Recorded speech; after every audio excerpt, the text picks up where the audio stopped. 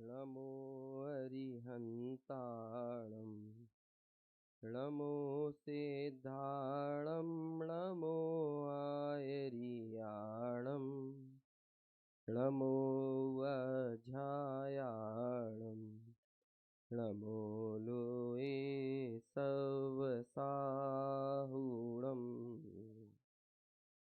मङ्गलं भगवान् वीरो मङ्गलं गौतमो गणी मङ्गलं कुन्दाद्यो जैनधर्मोऽस्तु मङ्गलम् सर्वमङ्गलमाङ्गल्यं सर्वकल्याणकारकं प्रधानं सर्वधर्माणां जैनं जयतु शासनं जैनं जयतु शासनम्।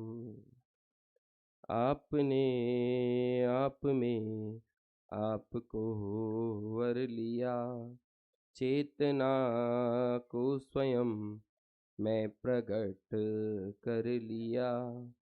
हे विरागी प्रभु, हे महावीर जिन, आपके दर चरण मैं शतत नमन। आपके दर चरण मैं शतत नमन। वंदित सब सिद्धे धूमचल मणोऽमं गदिं पत्ते वोच्छामि समय पाहुड मिणमो सुद केवली भणिदम्।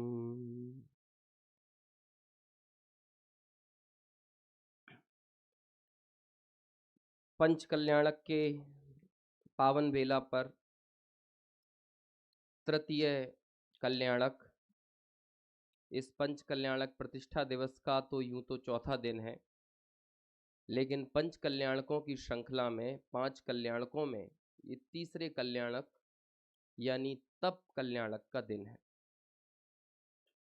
सुबह हमने बात की थी प्रवज्या या दीक्षा क्या होती है, और ये प्रवज्या या दीक्षा उन भगवंतों के, उन तीर्थंकरों के, और जो कोई भी जीव अपने जीवन में प्रवज्या को अपनाता है, दीक्षा ग्रहण करता है, तो स्वयमेव उसका जीवन प्रत्याख्यान का जीता जागता उदाहरण बन जाता है। किसका? प्रत्याख्यान। ये शब्द सुना है कि नहीं आप लोगों ने? है? वैसे लगातार 3 व्याख्यानों का आपको डोज मिल रहा है, और वो भी इस भरी दोपहरी के बीच में, और इसके बावजूद भी आप यहाँ पर सुनने के लिए बड़ी शांतता और बिना किसी ऊहा-पोह के, आकुलता के बैठे हैं। तो ये तो सही बताएं तो ये आपकी तत्व रसिकता को, आपकी आत्मार्थ की रुचि को ही दर्शाता है। मैं तो ये कह रहा था कि आप 3 व्याख्यान दोपहर के समय रख दें, और वो भी सुबह लगातार 1 बजे तक कार्यक्रम चलें, और उसके बाद हम 2 बजे से फिर 3 व्याख्यान रख दें। ऐसी तो परिपाटी और श्रृंखला जो चल रही है ना लगातार ज्ञान की, ज्ञानाभ्यास की, ये गुरुदेव के प्रभावना योग में ही हो पाना संभव है, अदरवाइज आप इसकी कल्पना नहीं कर सकते। अन्य जगह तो एक तत्व की ज्ञान की बात सुनने 1 आध घंटे, आधे घंटे मिल जाए ना, तो वही अपने आप में बहुत बड़ी उपलब्धि होती। खैर, तो इसलिए प्रत्याख्यान जैसा शब्द आप सब लोगों के लिए अपरिचित तो नहीं होगा, क्योंकि आप सभी अभ्यासी हैं, रसिक हैं, रुचिवंत हैं। ये क्या है ये प्रत्याख्यान? 3 शब्द बड़े, उन 3 शब्दों का बड़ा आभा मंडल होता है किसी भी स्वाध्यायी व्यक्ति के जीवन में, आत्मार्थी व्यक्ति के जीवन में। 3 शब्द बहुत हमको फैसिनेट करते हैं, और वो 3 शब्द हैं प्रतिक्रमण, प्रत्याख्यान और आलोचना। इनमें तीनों की अलग अलग भूमिका है, क्योंकि हमारा राग 3 भिन्न भिन्न कालों में जाकर प्रवर्तता है। हमारा कुछ राग अपने बीते हुए वक्त में वहां जाकर प्रवर्तता है। मतलब हमने कुछ गलतियां ऐसी हैं जो पूर्व में कभी की हैं, तो अब पूर्व में की गई गलतियों के लिए तो क्या किया जाता है? प्रतिक्रमण। पूर्व में हमसे जो गलतियां हुई हैं, वर्तमान में यदि हमसे कोई दोष हो रहे हो तो उनके लिए क्या होता है? आलोचना, है ना। और ये नाम भी बहुत अच्छे हैं। देखो, प्रतिक्रमण, प्रतिक्रमण किसका विरोधी है? इसका इसका विलोम शब्द क्या होगा प्रतिक्रमण का? अतिक्रमण। जब आप अपनी मर्यादा को छोड़कर अन्य की मर्यादा में घुसने की चेष्टा करते हो, घुस तो पाओगे नहीं, दूसरे की मर्यादा में जा पाओगे नहीं, लेकिन जो आपके भीतर एक कर्तृत्व का भूत सवार होता है तो आपको ही ये गलत फहमी हो जाती है कि शायद मैं परद्रव्य का कर्ता बन गया, परद्रव्य का भोक्ता बन गया, परद्रव्य का एकत्व और ममत्व से युक्त हो गया। तो कहते हैं ये एक विकार है, ये एक दोष है। और पूर्व में मेरे जीवन में जब जब भी ऐसे कर्तृत्व भोक्तृत्व के अहंकार से मैं ग्रसित रहा हूं, मेरी परिणति में इस जाति का विकार आया है, तो मैं उन सब के लिए क्या करता हूं? प्रतिक्रमण करता हूं। अतिक्रमण यानी परिणति का अपने ज्ञायक को छोड़कर बाहर जाना और उसका वापस अपने स्वभाव में ही लौट आना, ये क्या हो गया? ये हो गया प्रतिक्रमण। तो ये किसके लिए होता है? मूल रूप से पूर्व के दोषों के लिए। दूसरा बड़ा सुंदर शब्द है आलोचन। लोचन मतलब क्या होता है? लोचन यानी होता है देखना। लोचन शब्द है ना, आंख को क्या बोलते हैं? लोचन। और जब आ लग जाए उसके साथ में तो आलोचन। आ जब लगा दिया तो भली प्रकार से, सर्व प्रकार से, उत्तम प्रकार से देखना। तो जब हम अपने भीतर झांक कर देखते हैं तो हमें हमारे जीवन के वो विकार दिखते हैं जो मेरे साथ, मेरे जीवन के साथ, मेरी परिणति के साथ शोभा नहीं देते। तो मैं अपना आलोचन करता हूं, मतलब वर्तमान कालीन उन विकारों को स्वयं की परिणति से बाहर करने का, ये बाहर करना कहना भी उपचार की भाषा है। वास्तव में आपने देख लिया ना, और देख के जान लिया कि ये मेरी जाति का नहीं है ना, यही आलोचना हो गई। और तीसरा शब्द कौन सा है जिसकी हमें अभी बात करना है? वो है प्रत्याख्यान। ये प्रत्याख्यान क्या होता है? जैसे भूतकालीन दोषों का ना घटना, मेरे जीवन से चले जाएं, ऐसी भावना करना, या उनके प्रति अंतर मन में एक प्रकार का खेद वर्तना उन दोषों के प्रति, ये प्रतिक्रमण है। वर्तमान कालीन के प्रति आलोचना होती है, और ऐसे ही भविष्य में मेरे जीवन में कोई दोष ना हो तो उनके लिए क्या होता है? प्रत्याख्यान। तो मैं अब अगला कदम इतना फूक फूक कर बढ़ाऊंगा, मेरी पर्याय पर्याय में, पग पग में मेरी दृष्टि ऐसी हो कि मेरी उस दृष्टि में पर कर्तृत्व का बुखार ना आए, मेरी उस दृष्टि में अन्य द्रव्य का कर्ता भोक्ता भोक्ता, पर का एकत्व, पर का ममत्व, इस तरह की ये जो चार प्रकार की कुबुद्धियां होती हैं, और उन कुबुद्धियों के कारण जो नाना प्रकार के और दूसरे दूसरे दूसरे दोष लगते हैं, वो दोष लगना आगे संभव ना हो, उसके लिए क्या किया जाता है? प्रत्याख्यान। यहां हम सुबह से अभी तक जो दीक्षा कल्याणक, तप कल्याणक, जो तीर्थंकरों के जीवन में साकार होते हुए देख रहे हैं, उसमें हमें किसकी झलक सबसे ज्यादा दिख रही है? कल तक उन भगवान का जीवन कुछ अलग प्रकार का था और आज उनका जीवन कुछ अलग तरह का हो गया है। आपको पता है तीर्थंकर चारों प्रकार के पुरुषार्थ में मिसाल पेश करते हैं। चारों तरह के पुरुषार्थ में कौन कौन से चार पुरुषार्थ? धर्म, अर्थ, काम और मोक्ष। अब आप ये कहोगे पारसनाथ भगवान ने तो काम नाम के पुरुषार्थ में तो कोई मिसाल पेश नहीं की, क्योंकि उनका तो कोई विवाह ही नहीं हुआ। वैसे सामान्य रूप से तीर्थंकर आदि का विवाह होता ही है, लेकिन इस काल में वो 5 बालयती हुए ना, ये समझ लो ये भी हुंडा और सर्पणी काल के कारण हुआ। अदरवाइज धर्म में, अर्थ में, मतलब राज्य कैसा होना चाहिए, साम्राज्य कैसा होना चाहिए, व्यवस्था कैसी चलना चाहिए, इसका भी एक मिसाल, एक उत्तम उदाहरण पेश करते हैं। और काम पुरुषार्थ में, और आगे जाकर ये 3 तरह के पुरुषार्थ तो संसार मार्ग के हैं। समझ में आया ना? यहां धर्म का आशय वो नहीं लेना मुक्ति मार्ग वाला धर्म, बल्कि धर्म यानी योग्य नीति से, न्याय से, सदाचार के साथ जो जैसा जीवन यापन होना चाहिए वो धर्म, वो अर्थ और काम, इन्हें ही एक नाम दिया है। ये तीन तो कहलाते हैं त्रिवर्ग, और वो चौथा मोक्ष वाला पुरुषार्थ क्या कहलाता है? अपवर्ग। क्या नाम दिया है उसको?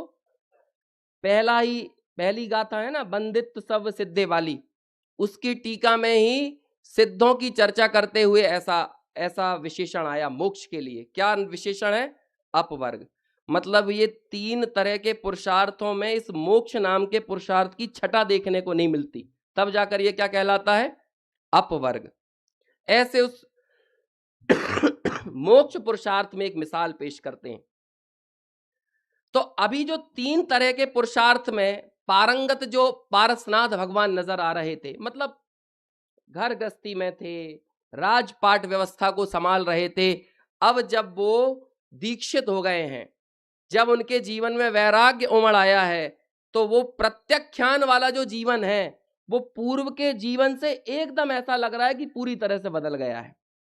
और इस प्रत्याख्यान में उनके जीवन में हमें क्या बसा हुआ नजर आ रहा है, कौन सी चीज है जो कूट कूट कर भरी हुई है? तो वो है उनका वैराग्य। यहां हम सब लोग लगातार जो अनुमोदन कर रहे हैं वो किस बात का कर रहे हैं? वैराग्य का कर रहे हैं। अब आप मुझे ये बताइए, ये जो वैराग्य है, ये जो प्रत्याख्यान है, इस प्रत्याख्यान को हम हमारे जीवन में भी ला सकें, इसके लिए हमें क्या करना पड़ेगा? बोलो क्या करना पड़ेगा? कोई तो उपाय होगा इसका। क्या करें? किससे जाकर हम प्रत्याख्यान ले लें और प्रत्याख्यान वो हमारा टिका रहे? उसे प्रत्याख्यान का भाव पक्ष, चार प्रकार के निक्षेप होते हैं ना, सिर्फ नाम से प्रत्याख्यान नहीं हो, सिर्फ क्षेत्र से प्रत्याख्यान ना हो, सिर्फ द्रव्य से प्रत्याख्यान ना हो, बल्कि भाव से भी वो प्रत्याख्यान बना रहे। इसके लिए हमें क्या करना पड़ेगा? मालूम है? आचार्य बोलते हैं क्या करना पड़ेगा? बोलो कौन सा घर छोड़ना है? धर्म करने के लिए क्या, घर में रहकर धर्म होगा कि घर छोड़कर धर्म होगा? बोलो कैसे होगा? अरे घर को समझकर धर्म होगा, समझकर धर्म होगा, जानकर धर्म होगा। समझ में आया? तो आचार्य, जब हम कुंद कुंदाचार्य के चरणों में जाते हैं और उन आचार्य से पूछते हैं कि हे आचार्य, आप लगातार ये जानने ज्ञान करने की बात कहते हो, जब हम आपके पास जाते हैं कि यदि हमें सुख की प्राप्ति करना हो तो हम पहले में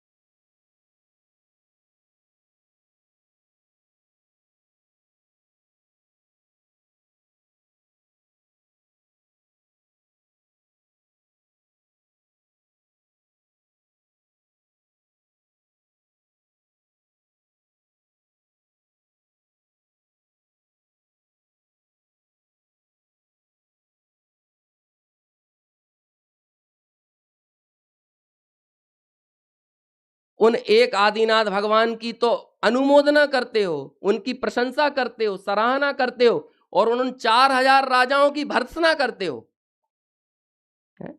ये कैसा भेदभाव है? हमारा जैन धर्म क्या ऐसा भेदभाव करना सिखाता है? तो उनका प्रत्याख्यान क्यों नहीं हुआ? क्योंकि ये प्रत्याख्यान वैराग्य और त्याग जिसका अनुमोदन करने हम आए हैं, वास्तव में उस अनुमोदन की आत्मा का नाम है ज्ञान। और जब हम उन आचार्य के पास जाते हैं, कुंद कुंद के पास, कि हे प्रभु, कि आप हमें जानने की बात तो कहते हो, लेकिन हम प्रत्यक्ष ज्ञान का क्या करें, हमें तो सब तरफ से वही प्रत्यक्ष ज्ञान नजर आता है ना। तब वो एक गाथा लिखते हैं।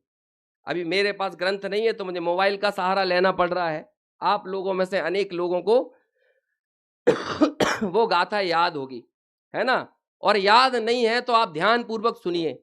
34 नंबर की ये समय सार की गाथा है, बड़ी मांगलिक गाथा है। जब आचार्य के पास हमने पूछने गए कि वो प्रत्यक्ष ज्ञान क्या है, कि जो प्रत्यक्ष ज्ञान हमारे जीवन में भी फलीभूत हो, और एक बार वो सच्चा प्रत्यक्ष ज्ञान मेरे जीवन में आ जाए ना, तो फिर जीवन में दोबारा कोई विकार, दोबारा कोई दोष, दोबारा मेरी परिणति में कोई मलिनता आ जाए, ऐसा संभव नहीं है। तो आचार्य क्या कहते हैं, चलिए पढ़ते हैं यहां से। मैं बहुत सरल शब्द हैं, यदि आप मेरे को सुनकर दोहरा पाए, है ना, तो बहुत आसानी से आप दोहरा सकते हैं। मैं छोटा छोटा सा पद बोलूंगा यहां से। सव्वे भावे जम्मा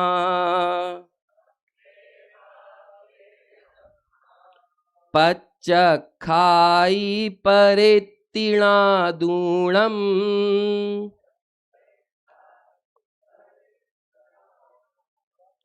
तम्मा पच्चखाणम णाणम नियमामुळेयवम्।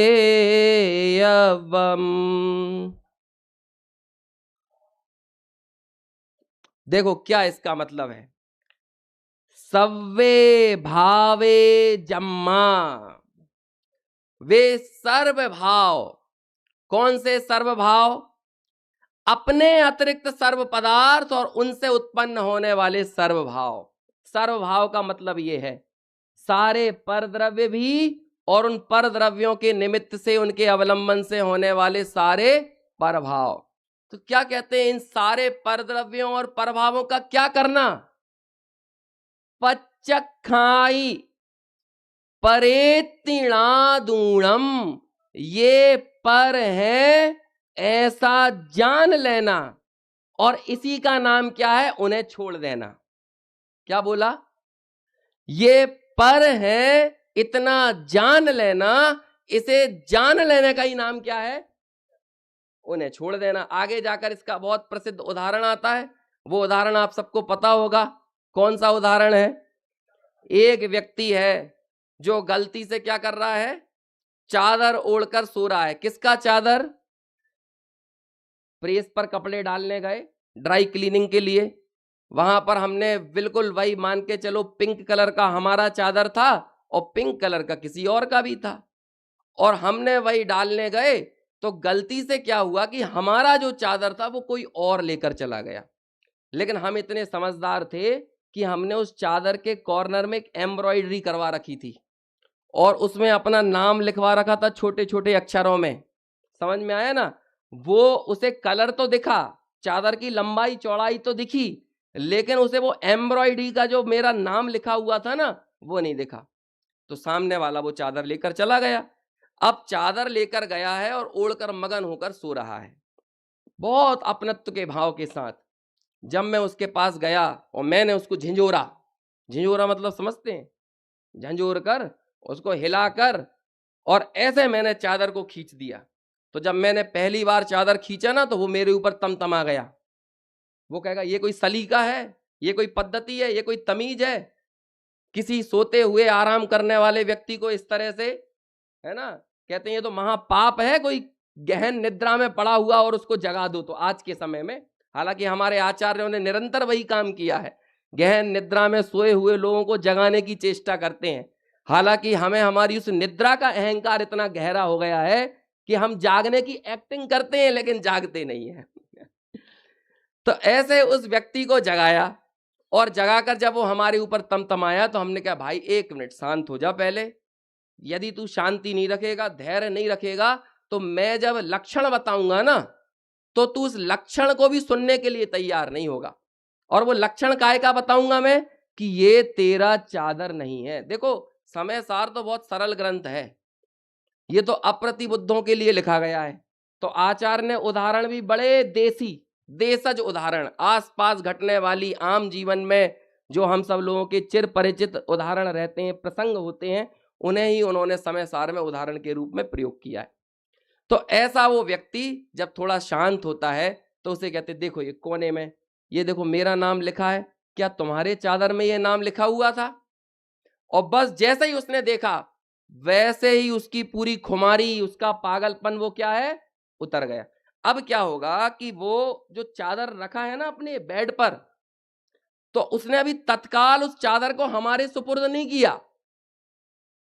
लेकिन आप मुझे एक बात बताओ, भले अभी वो हमारे सुपुर्द नहीं हुआ है, अभी भी वो चादर उसके पैरों पर पड़ा हुआ है, लेकिन वो चादर का प्रत्याख्यान यानी त्याग हो गया कि नहीं हुआ? बताइए। आज के संदर्भ में समझो, हम लोग ट्रेन से कहीं यात्रा कर रहे हों, मान के चलो हमारी B3 में 38 नंबर की सीट हो और हम B4 में 38 नंबर पे जाके बैठ जाएं। समझ में आया? अब हम बैठे मजे से B4 के अंदर, B4 डिब्बे में, है ना। अभी वहां पर कोई आदमी जिसकी वो वाकई में सीट थी, वो वहां पर आया और उसने क्या बोला, भाई हमारी सीट पर क्यों बैठे हो? तो हम तुरंत खड़े हो, किसने कहा तुम्हारी सीट है? तो उसने बोला एक मिनट आप अपना टिकट दिखाइए। तो अपन भी गरज में, हम क्यों दिखाएं अपना टिकट, तुम दिखाओ अपना टिकट। ऐसा अपन बोलते हैं। अब बेचारा सामने वाला सज्जन व्यक्ति था। अभी हो सकता है कि हम हमारी सीट पर नहीं बैठे, हम तो टॉयलेट करके चले आ रहे थे, गैलरी में खड़े हुए थे, हम सीट पर बैठे भी नहीं थे, लेकिन फिर भी ये सीट मेरी है, ये बर्थ मेरी है, ऐसा हमारे अंदर क्या पड़ा हुआ है, उसकी अहम बुद्धि, उसका एकत्व पड़ा हुआ है। अब सामने वाला सज्जन व्यक्ति आराम से अपना टिकट निकालता है और बोलता है ये देखो ये मेरा डिब्बा नंबर B4 और सीट नंबर 38। तब हमें लगा एक जैसे दो टिकट तो नहीं हो सकते। तब हमने अपना टिकट निकाला और टिकट निकालकर हमने क्या किया, अपना डिब्बा चेक किया, तो हमारे में क्या लिखा हुआ था, B3 सीट नंबर 38। अब बोलो क्या हुआ, जानने के साथ तुरंत क्या हो गया, अब आप एकदम थोड़े शर्मिंदा हुए और शर्मिंदा होकर आपकी आंखें भी थोड़ी नीचे हुई, है ना। पहले जो आपकी आवाज में जो गर्मी दिख रही थी, क्योंकि अहंकारी और अज्ञानी व्यक्ति के क्या कहते हैं, उसकी गर्माहट जो है ना कुछ ज्यादा ही रहती है ना। आप किसी से 2-4 बार स्वाध्याय के लिए बोलो ना तो वो झुंझलाने लगता है, फिर तो आप उसे इतने बुरे लगते हो, यदि किसी को नहीं करना हो, कोई का धन आ रहा हो, पैसा आ रहा हो, है ना, लगातार कहीं की प्रतिष्ठा मिल रही हो, कोई पद मिल रहा हो, तो उसे बाकी सब ज्ञान आराधन करने वाले लोग कैसे नजर आते हैं, लगते हैं इनके पास कोई काम नहीं है। जबकि आप जैन शासन में वैराग्य का जहां जहां जो भी अध्ययन करोगे ना, यहां कहीं भी निराशा नहीं मिलेगी आपको आनंद और उत्साह मिलेगा। हमें क्या लगता है, वैराग्य मतलब लटका हुआ चेहरा, वैराग्य मतलब निराशा की पराकाष्ठा। निराशा नहीं, उदासी है, उदास मतलब क्या होता है, जिसकी आस बाहर निकल गई हो उसे बोलते हैं उदास। और उदासीनता को वैराग्य की जननी बोलते हैं। समझ में आया? लेकिन वो निराश होकर ये काम नहीं करता। यदि कहीं निराश शब्द मिलेगा भी ना तो वो भी आशा के अभाव के लिए मिलेगा। लेकिन जो हम और आप लोगों के जीवन में है ना कि कहीं हमने आशा संजोई और वो कार्य हमारी मर्जी के अनुकूल नहीं हो पाया, तो हम कैसे हो जाते हैं, जब पत्नी हमारी बात नहीं माने, समझ में आया, बाल बच्चे हमारी बात नहीं सुने, तो फिर बुढ़ापे में अपन को कैसा लगने लगता है, भैया हमारे आचार्य तो सही कहते हैं, इसलिए एक काम करो, एक चद्दर हमें भी दो, हम भी निकल जाते हैं, क्योंकि अपना तो कोई सुनने वाला है ही नहीं। सही कहा है, वो तो सुतदारा होए न सीरी, सब स्वार्थ के हैं भीरी। अच्छा, जब तुम्हारे अनुकूल परिणमन हो रहा था तब तुम्हें ये बातें याद नहीं आ रही थी, तो इसका मतलब तुमने तो बड़ा निगेटिव परसेप्शन बना रखा है पूरे जैन शासन का, वैराग्य का। अरे वैराग्य किसे कहते हैं? आज हमने सुबह कुछ गाथाएं देखी थी, पवज्जा एरिसा भणिदा, पवज्जा, आगे की गाथाएं आप पढ़ोगे ना, मैंने तो पूरी पढ़ के सुना ही नहीं, एक बार आप जाके देखना, जब पंचकल्याणक से अपने घरों की ओर लौटो तो एक बार बोध पाहुड़ का वो प्रवज्या वाला प्रकरण देखना, ऐसे गरज रहे हैं, बिल्कुल गरज रहे हैं मतलब समझते हैं, एकदम दहाड़ रहे हैं आचार, अरे इसे प्रवज्या कहते हैं, इसे प्रवज्या कहते हैं। और कई जगह तो जो विशेषण आचार्यों ने आत्मा के लिए नियम सार में दिए हैं ना, वही के वही विशेषण प्रवज्या के लिए बोध पाहुड़ के अंदर दिए हैं। अब आपको क्या कहें, यदि आत्मा को समझना है ना तो मुनिराज को समझ लो, क्योंकि जब हम वो प्रवज्या के विशेषण देखते हैं तो हमें तो वहां दिखता है कि मुनिराजों में और आत्मा में कोई भेद ही नहीं रहा, क्योंकि मुनिराजों की परिणति, वो उनका तो रग रग, उनका तो रोम रोम, उनके ख्यालों में, उनके चप्पे चप्पे में, उनकी अनुभूतियों में यदि कोई बस गया है तो वो कौन बस गया है, एकमात्र काली ध्रुवात्मा बस गया है। तो जो निशंका, निभया, ये सारे विशेषण नियम सार में आत्मा के लिए दिए हैं, और यही के यही विशेषण निशंका, निर्दोषा, निरागा, निष्कलंका, ये सारे विशेषण काय के लिए दिए, प्रवज्या के लिए दिए। तो आप देखो वैराग्य को कैसे हमारे यहां परिभाषित किया है, वैराग्य को आनंद की जननी कहा, 12 भावनाओं को आनंद की जननी कहा है। इससे दुख पैदा नहीं होता, बल्कि क्या पैदा होता है वैराग्य से, घर से टोडरमल जी ने लिखा है, यदि तेरे अनुकूल घर में कोई नहीं बरत रहा है, तुझे अपने परिवार में, रिश्तों में, नातों में, संयोगों में द्वेष बुद्धि पैदा हुई है, तो वो द्वेष बुद्धि से वैराग्य नहीं आता है। ये क्या करें, लोग 16 कर लेते हैं, 16 वो रहता तो है, 16 जो शब्द है ना, 16 है कि शोला है वो 7 सरस वाला 16 है, लेकिन जितने लोग वो 16 करते हैं ना, वो शाह शकर वाले शोला बने घूमते रहते हैं बिल्कुल ऐसे शोला। अरे तुम लोगों को इतना भी खबर नहीं है कि कैसे खाना चाहिए, कैसे, अरे तुम्हारे परिणामों में इतनी मलिनता, विकृति आ रही है, इतने संक्लेश परिणाम हो रहे हैं, तो तुम्हें अपने 16 की समीक्षा करना चाहिए। क्योंकि वैराग्य में यदि संक्लेशता बढ़ रही है, वैराग्य में यदि निराशा बढ़ रही है, वैराग्य में यदि चेहरे लटक रहे हैं, वैराग्य में ऐसा लगे कि लोग बाग तो, हमने तो वैराग्य कर्म काटने के लिए धारण किया था, लेकिन आपको ये लगने लगे कि वैराग्य धारण करके समय काटना पड़ रहा है, समय काटना मुश्किल पड़ जाए, तो फिर अपने वैराग्य की समीक्षा करना चाहिए। इसका मतलब ज्ञान में कमी है। यहां आचार्य कह रहे हैं णाणम पच्चक्षाणम, तुम्हें एक बार ज्ञान से तुम संतृप्त हो जाओगे, तो जो बाहर छलकेगा ना, उसका नाम है वैराग्य। क्या कह रहे हैं, एक बार आप ज्ञान से भर तो जाओ। परेत्तिणादुणम, ये जितने सर्व प्रभाव हैं, एक बार उनकी सच्चाई जान लो। एक बहुत सुंदर सूत्र आता है तत्वार्थ सूत्र ग्रंथ के अंदर, बहुत सुंदर।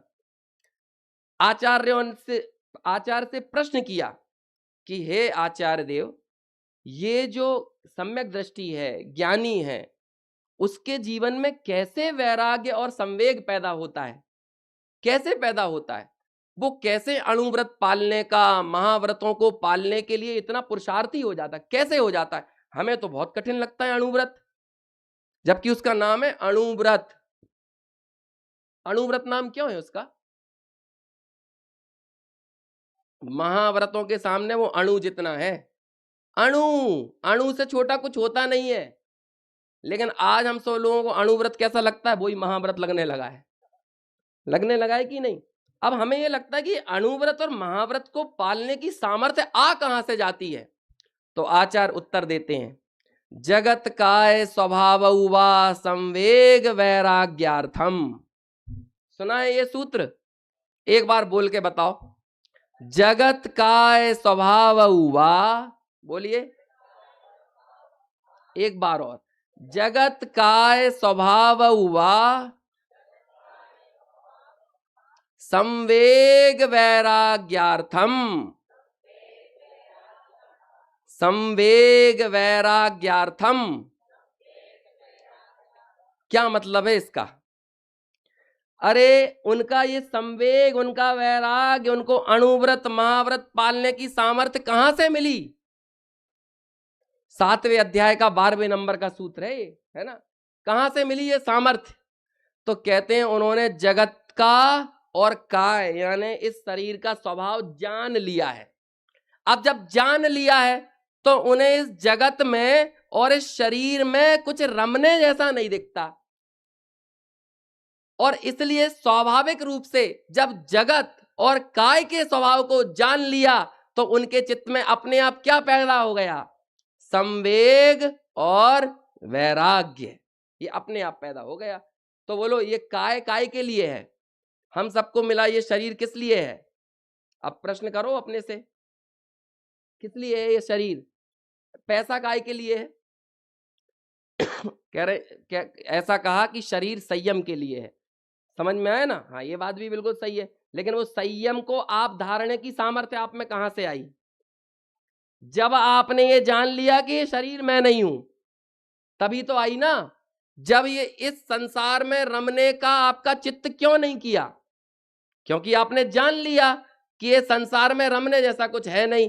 तो बोलो ये संसार और शरीर ये सब काय के निमित्त बन गए?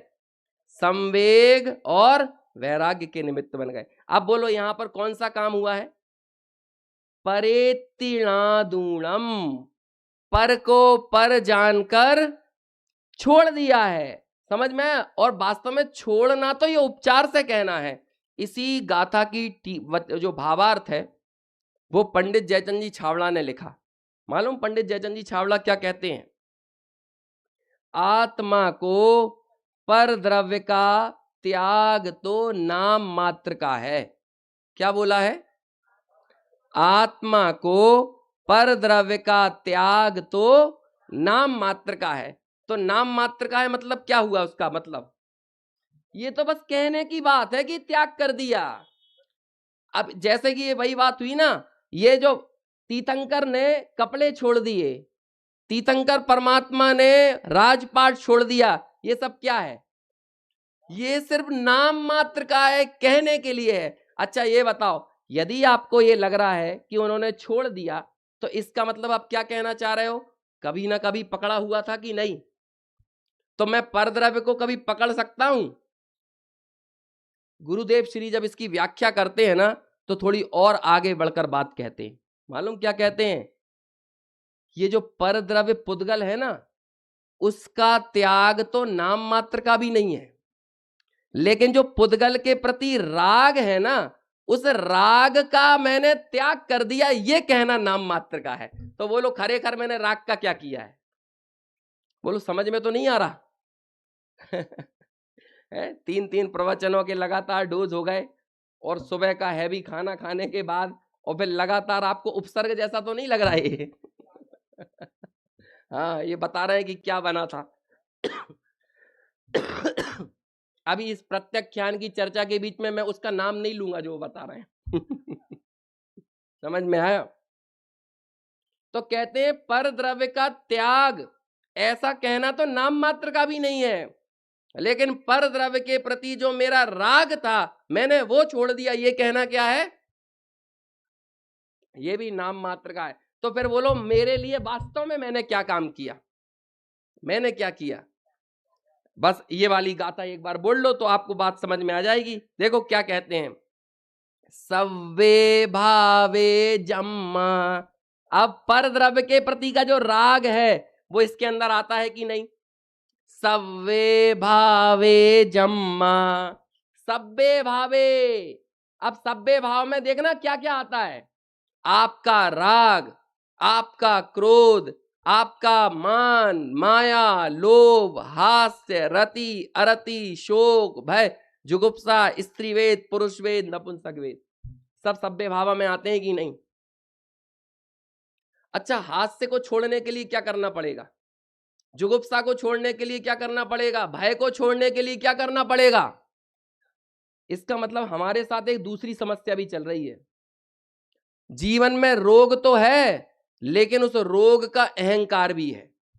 और रोग होना परेशानी की बात नहीं है, लेकिन वो रोग का अहंकार हो जाए, वो रोग अच्छा लगने लगे तो ये बहुत बड़ी परेशानी है। आपने कभी विचार किया इन कषायों को परिग्रह क्यों कहा जाता है?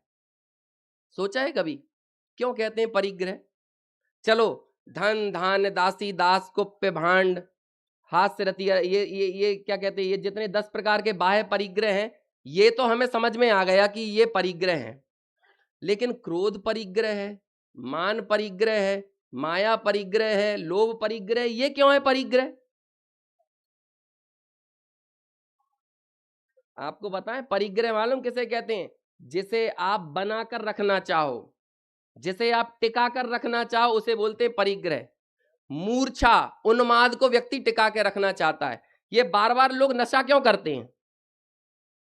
क्योंकि वो जो नशे में पैदा हुआ उन्माद है ना, वो उन्हें लगता है वो बना रहे, और जैसे ही वो नशा उतरता है तो फिर तुरंत क्या करते हैं, उन्हें फिर से नशा चाहिए, फिर एक सिगरेट चाहिए, फिर एक तंबाकू की पुड़िया चाहिए, फिर एक शराब की बोतल चाहिए। क्यों चाहिए? क्योंकि उस उन्माद को वो टिकाए रखना चाहते हैं। ऐसे ही जिस किसी भी चीज को हम टिकाए रखना चाहते हैं ना, वो क्या होता है? अरे बाप रे, ये क्या बोल दिया मैंने? इसका मतलब हम मिथ्यात्व को टिकाए रखना चाहते हैं, क्रोध को टिकाए रखना चाहते हैं, मान को टिकाए रखना चाहते हैं। अपने आप से ईमानदारी से प्रश्न करना तो आपको उत्तर मिल जाएगा कि आप क्या क्या टिकाए रखना चाहते हो। आपके घर में लगे हुए बड़े बड़े प्रशस्ति पत्र किस बात का प्रतीक है? जिन्हें देख देख कर आपको बार बार अपने अतीत में जाने का मन करता है कि हमने ये अवार्ड तब जीता था। ये क्या मतलब हुआ? मान में मजा आता है। जब कोई हमसे 2-4 कड़क बातें कर जाए, हमारे विपरीत बोले, तो हम क्या बोलते हैं उससे? देखो, अपनी अपनी जबान संभाल के रखना, अभी तुम्हें मेरे गुस्से का पता नहीं है। मतलब क्या हुआ? गुस्सा किसका है? मेरा गुस्सा। तुम मेरे गुस्से को ना ही देखो तो अच्छा है। मतलब हमें गुस्सा तो है, लेकिन उस गुस्से का गुमान भी है, उस गुस्से का अभिमान भी है। मतलब हम टिका के रखना चाहते हैं उसे। हम अपनी मायाचारी को टिका के रखना चाहते हैं, भले इनके नाम बदल दिए हमने। नाम बदलने से क्या होता है? चीज तो वही की वही पड़ी हुई है। आपने क्रोध का नाम डिसिप्लिन रख दिया, अनुशासन के नाम पे आप क्रोध कर रहे हो। आप सेल्फ एस्टीम, स्वाभिमान के नाम पर आप मान कर रहे हो, नाम बदल दिया स्वाभिमान। आप चतुराई के नाम पर, डिप्लोमेसी के नाम पर मायाचारी कर रहे हो, और महत्वाकांक्षा और एम्बिशन के नाम पर लोभ कर रहे हो। तो आपने क्या किया है? जहर का नाम आपने दवाई रख दिया है। यही तो काम किया है ना। लेकिन रखे तो वही हो चारों है। तो इन सबको हम टिका के रखना चाहते हैं कि नहीं? बोलो, हास्य को टिकाए रखना चाहते हैं कि नहीं? क्यों? ये कपिल शर्मा का शो आदमी क्यों देखता है? हंसने के लिए। हम चाहते हैं वो हंसी की उदीरना हो, तो वो हंसी हमारे अंदर बैठी है और बाहर निकल के आए तो हमें मजा आता है कि नहीं? बोल, अच्छा, डर को भी टिकाए रखना चाहती हो क्या भाई को? अरे मुंह मत लाओ, अंदर जाके देखो। अंदर जाके देखो, जानोगे तो पता चलेगा कि टिकाए रखना चाहते हो कि नहीं। यदि टिकाए रखना नहीं चाहते हो तो ये हॉन्टेड हाउस के अंदर क्यों जाते हो?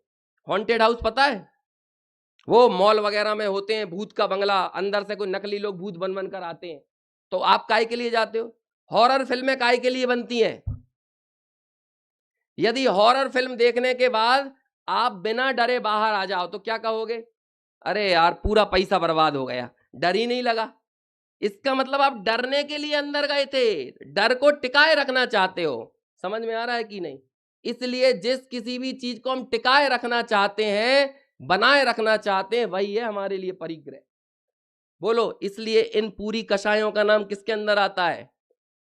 ऐसे ही हम अपने मिथ्यात्व को भी टिकाए रखना चाहते हैं। अब अगली बार आपके मन में ये प्रश्न खड़ा हो ना, हमारा मिथ्यात्व दूर क्यों नहीं हो रहा? उत्तर दो, सबसे सरल, क्योंकि हम मिथ्यात्व को टिकाए, यानी हम मिथ्यात्व दूर करना नहीं चाहते, इसलिए मिथ्यात्व दूर नहीं होता। तो बोलो, मिथ्यात्व दूर कब हो जाएगा? इसमें उत्तर छुपा हुआ है। बोलो, कब दूर हो जाएगा? जिस दिन हम मिथ्यात्व को वाकई में दूर करना चाहेंगे, उस दिन मिथ्यात्व दूर हो जाएगा। और बताओ, मिथ्यात्व दूर किस दिन होगा? किस दिन दूर होगा? क्योंकि मिथ्यात्व एक भाव है, और मिथ्यात्व एक भाव है, मतलब एक पर भाव है। और जब मुझे ये लगेगा सव्वे भावे जम्मा पच्चखाई परेतिनादूणम, समझ में आई? सारे पर भावों को, इन सर्व भावों को ये मेरे नहीं है, ये पर है, ये मेरा स्वरूप नहीं है। जिस दिन आप ऐसा जान जाओगे उस दिन आप इनके त्यागी हो जाओगे। बोलो, अब घर गृहस्थी दुकान मकान इनको त्यागने की बात तो बड़ी स्थूल हो गई। हमने तो आपके आंतरिक आंतरिक परिग्रह को निकालने का तरीका बता दिया यहाँ पे तो आचार्य ने। तो आचार्य ने कहा इससे क्या सिद्ध होता है, क्या है प्रत्याख्यान। आपको छोड़ना छोड़ना तो दिखा, लेकिन वास्तव में प्रत्याख्यान क्या है? कहते हैं भैया ये पर को पर जानना यही उसका प्रत्याख्यान है। ये कहते हैं तम्मा पच्चखाणम लाणम नियमा मुणे अव्वम। ये तुम नियम जानो, नियम है, ये गारंटी है। यदि आपको पता चल जाए कि आपके हाथ में जो गिलास है, जो आप दूध पीने जा रहे हो, और आपको पता लगा इस दूध के अंदर जहर है, बोलो अब क्या करोगे? क्या करोगे? हाथ में पड़ा रहेगा तब भी वो उसका प्रत्याख्यान हो गया कि नहीं हो गया? ऐसे ही अपने जीवन में बरतने वाले ये जो जितने प्रभाव, जितने विभाव हैं, उन विभावों के प्रति ये पता चल जाए क्या कि ये प्रभाव है, तो इन्हें जानने के बाद कौन उन्हें अपने साथ टिका कर रखना चाहेगा? इसलिए कहते हैं वो जानना ही क्या है, वही प्रत्याख्यान है। तो अभी क्या हुआ कि जिस गाड़ी पर गलत सीट पर बैठकर पहले आप लड़ रहे थे, अब जब आपको पता चल गया कि ये सीट मेरी नहीं है, तो जब आपको ऐसा पता चल जाएगा ना, उसके बाद वो सामने वाला पैसेंजर भी बोलेगा भैया बैठे रहो थोड़ी देर, कोई बात नहीं। क्यों बोल रहा है वो आपसे ऐसा? कोई बात नहीं, आराम से सामान निकाल लेना, कोई जल्दी नहीं है।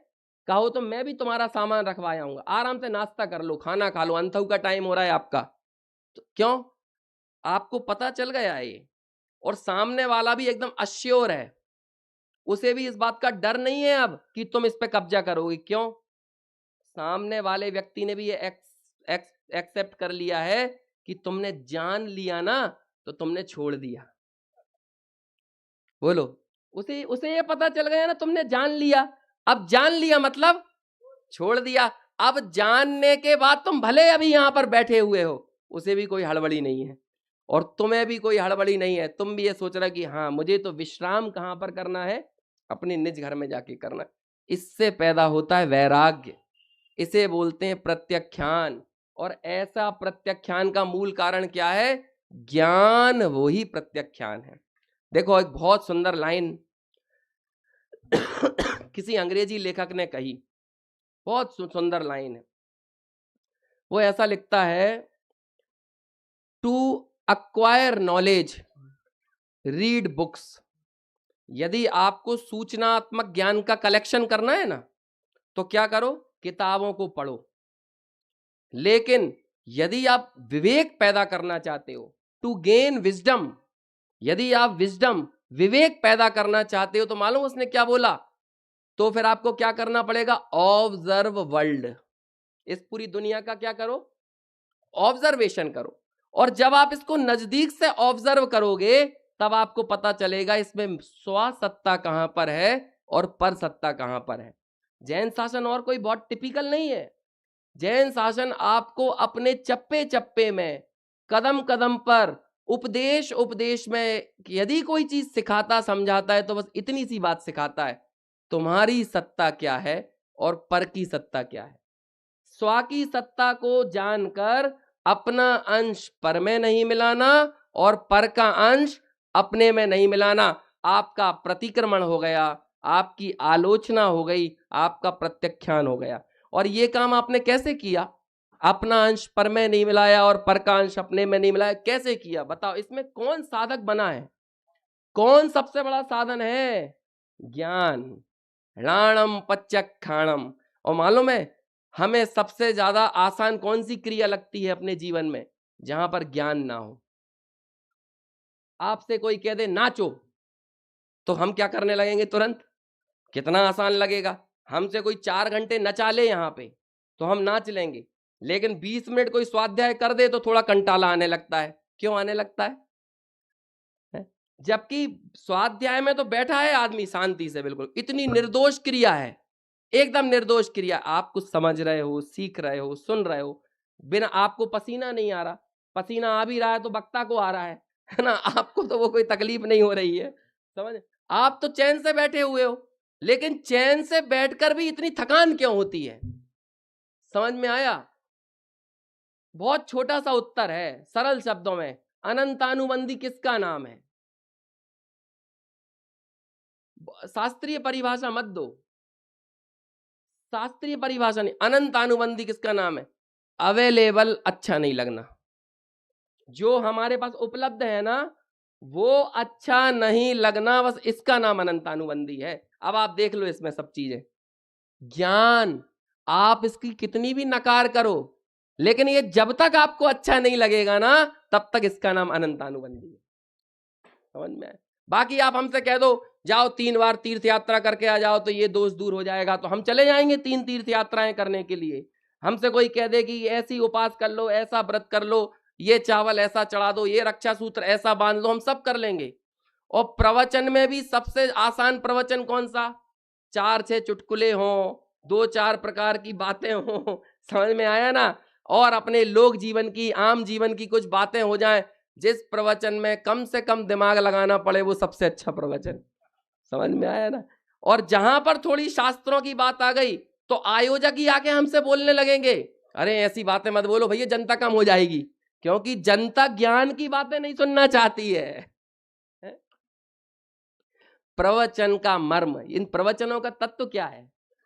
हर चीज का तत्व होता है, सिर्फ जैसे जीव अजीव आश्रव बंद, तत्व, तत्व मतलब क्या होता है? तत्व यानी होता है सार, तत्व यानी होता है मर्म। तो आप ये बताओ इस प्रवचन का तत्व क्या है? प्रवचन का मर्म क्या है? प्रवचन का मर्म है ज्ञान। और ज्ञान किसे कहते हैं? जिसमें प्रत्यक्षान हो। आप एक बार जानो तो सही, आप जान जाओगे आप छोड़ दोगे, समझ में आया भैया? मिथ्यात्व एक हउए का नाम है। हउआ देखा है आपने? आपके यहाँ क्या बोलते हैं? हाउ। छोटे बच्चे को डराते हैं ना, कैसे डराते हैं? हाउ कहते हैं, हउआ कहते हैं। बुंदेलखंडी में तो हउआ बोलते हैं, है ना? है, आपके यहाँ हाउ बोलते होंगे, गुजरात में जाओगे तो शायद हाउ बोलते होंगे, है ना?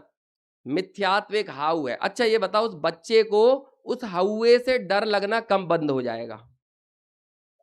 कब बंद होगा बताओ?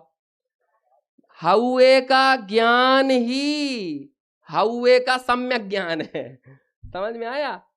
देखो टोडरमल जी से पूछा तो हे पंडित जी साहब हमें बताओ हमारा दुख कैसे दूर हो, इसे दुख को दूर करने का क्या उपाय है?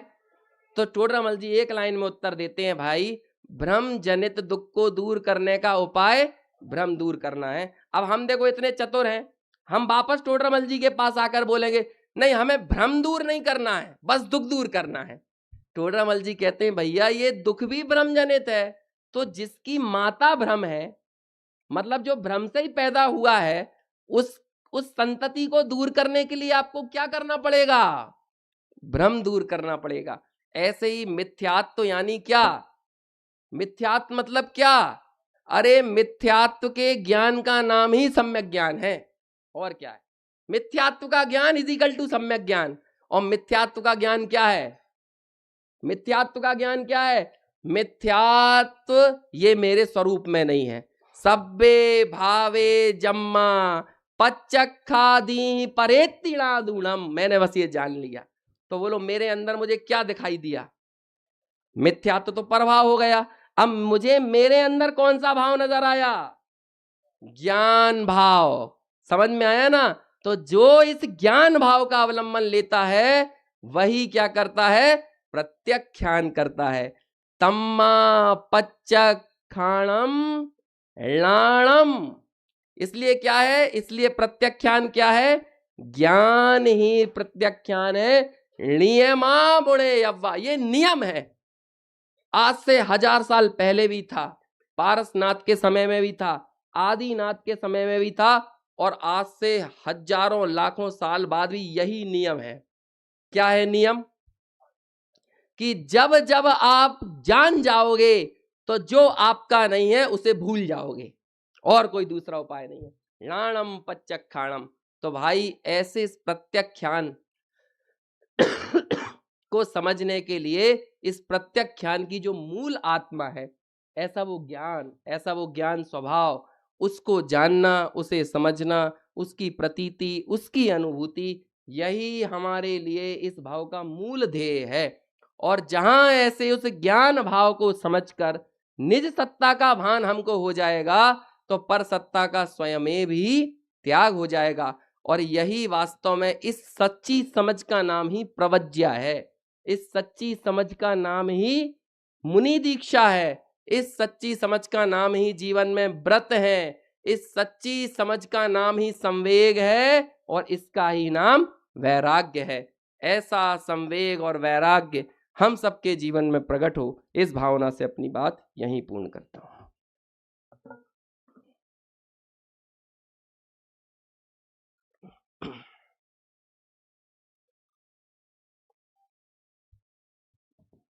ठीक, अभी हम सबने डॉक्टर अंकुर जी के द्वारा प्रत्याख्यान किस तरह का होता है, जिनागम में प्रत्याख्यान की क्या व्याख्या है, सुंदर हमने व्याख्यान का लाभ लिया है। अभी समय अपना विराम का हो गया है। आप भी थक गए होंगे, सुबह से प्रारंभ हुए सुबह 6 बजे से, और अब शाम के 4 बजे से ऊपर हो गया, लगातार लगभग 10 घंटे का कार्यक्रम हो गया है। लेकिन धन्यवाद है आप सबको कि आप सब बिना थके, बिना रुके और रुचि के साथ कार्यक्रमों का लाभ लेते हैं। आपका बहुत साधुवाद है। जिनवाणी की विनय करेंगे और आप सब आमंत्रित हैं भोजनालय की ओर, भोजन करें और ठीक 5:45 बजे भक्ति के लिए पधारें। 6 बजे से 6:45 तक रजनी भाई दोषी जी का व्याख्यान होगा। 6:45 से कुछ सूचनाएं होंगी। उसके बाद शुद्धार्थ प्रकाश जी भारिल जयपुर का व्याख्यान यहाँ पर होगा। उसके बाद सुंदर नाटिका पश्चाताप के आंसू, है ना, इस विषय पर सुंदर नाटिका होगी, उसका लाभ लेंगे। जिनवाणी की विनय करते हैं। मिथ्यातम नाश वे को ज्ञान के प्रकाश वे को आप पर भास वे छहों द्रव्य जान वे को बंद विधि भान वे को